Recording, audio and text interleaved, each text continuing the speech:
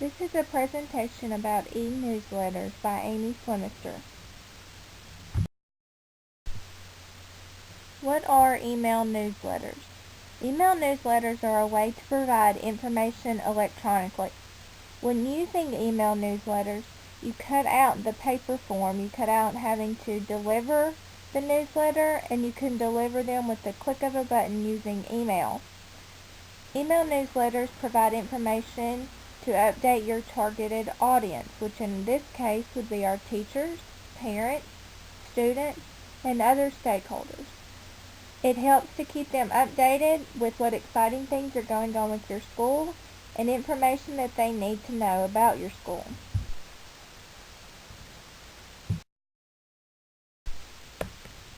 There are many benefits of e-newsletters, including that they are cost effective. When converting from paper newsletters to e-newsletters, you do not have the print cost or the delivery cost. Also, when creating e-newsletters, there are customizable programs. These programs provide different templates to use, and another benefit is that these programs allow for links to be posted. So if there's a link with secondary information that you would like your audience to be aware of, you can link that to the newsletter that you send out. Another benefit of e-newsletters is the view windows that is provided in the program. This allows you to track who the newsletter was sent to, who has viewed the newsletter, and what emails bounced or were not sent to an effective email address. I actually created an e-newsletter and sent it to my professor using Microsoft Office. It's one of the customizable programs mentioned earlier. It's free. It gives you different templates to choose from, and then you customize it to the fitting of the information you want to send out. Why should we use e-newsletters in schools?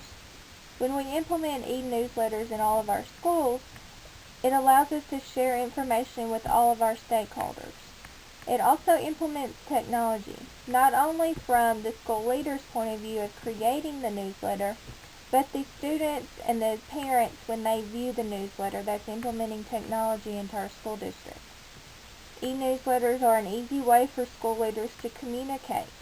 It provides for a two-way communication, as I will mention later on in the presentation. The school leaders are communicating to the stakeholders, but by e-newsletters, it provides an opportunity for the stakeholders to reply or to communicate back with the school leader. Paper newsletters do not have this feature. E-newsletters also allows the school leader to track who has viewed the newsletter, so you know which parents or which stakeholders are up to date and which you need to contact. The following are some quotes from school principals regarding the use of e-newsletters.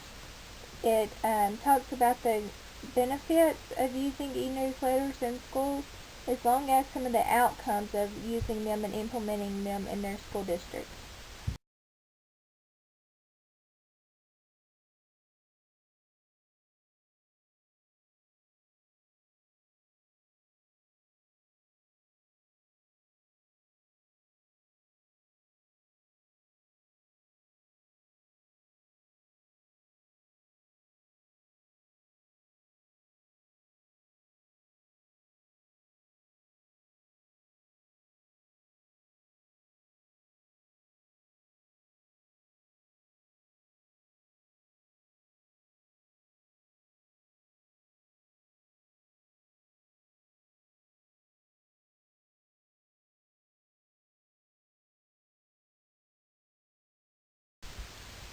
How can implementing e-newsletters increase student learning?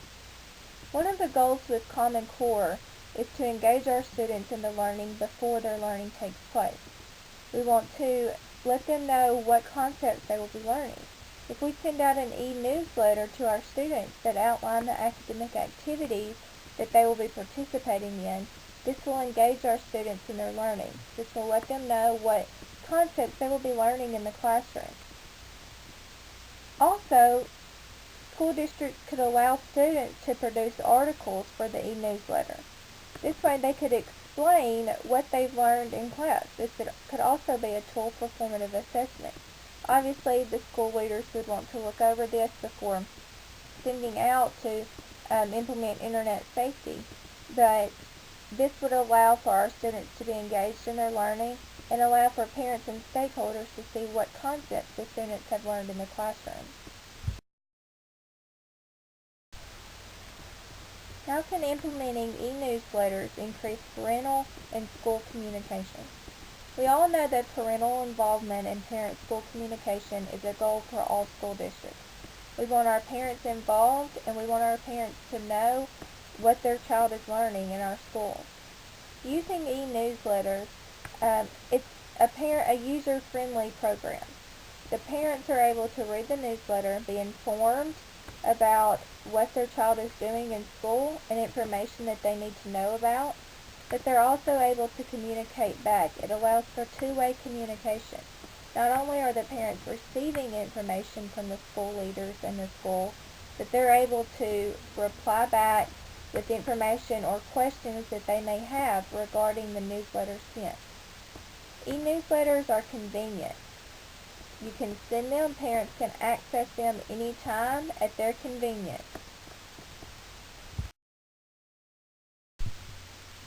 How can implementing e-newsletters increase stakeholder communication and involvement in our schools? We all want all of our stakeholders to be involved in our schools, but this is hard because stakeholders involve parents, students, teachers, faculty, staff, community members, and not all of them are able to attend school functions or to attend meetings that the school sets. Using e-newsletters is a convenient way that can keep all of our stakeholders up to date on school activities and information that they need to be informed about. Also, just as previously mentioned with parent contact, e-newsletters allows for a two-way communication. All stakeholders can communicate back with the school and the school's leaders. Also, using e-newsletters provides an opportunity to inform stakeholders on upcoming events where volunteers are needed. They also can reply back with information about they will volunteer. E-newsletters also provides opportunity for the school to share the growth, allow them to inform the stakeholders of the growth that has taken place in the school and the learning that is taking place in the school. As with anything, there are always negative aspects. It is important to notice, though, that there are far more benefits to using e-newsletters in school districts by school leaders than there are negative aspects of using e-newsletters. A couple of the negative aspects include that school leaders must collect email addresses. This can seem overwhelming at first, but using other technologies such as Google Forms can allow you at the first open house at the beginning of the school year to collect email addresses to all parents. Then you will have them in a technology form and you can convert those over to the program that you decide to use to create your e-newsletter. Also, not all stakeholders will have access to view the e-newsletter. You may have some parents that do not have access to the internet at home. This is a negative aspect because you will not be able to reach all parents. But with technology growing in the world, you will be able to reach more parents than not. As with anything regarding technology and the internet, we should address internet safety.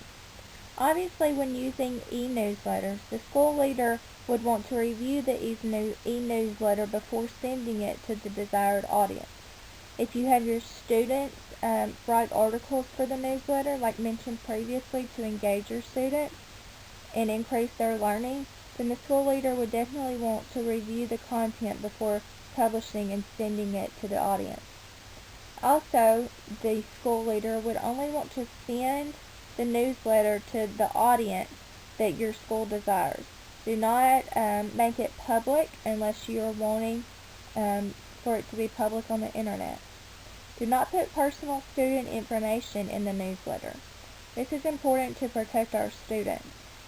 We can include content that our students are learning and activities that our students are engaged in, but we do not want to publish personal information of our students. We want to protect our students, our faculty, staff, and our school when implementing e-newsletters into our school district. This is a bibliography of all of the sources used for this presentation. I would also like to add that I have created an e-newsletter myself using Microsoft Office templates. I sent this e-newsletter to my instructor for this course. I would be willing to send this e-newsletter to you. It's providing more information about implementing e-newsletters in schools and why this is beneficial for schools when implementing technology and social media. If you would like for me to send you a copy of this e-newsletter, email me at abf1030@uamont.edu. Thank you.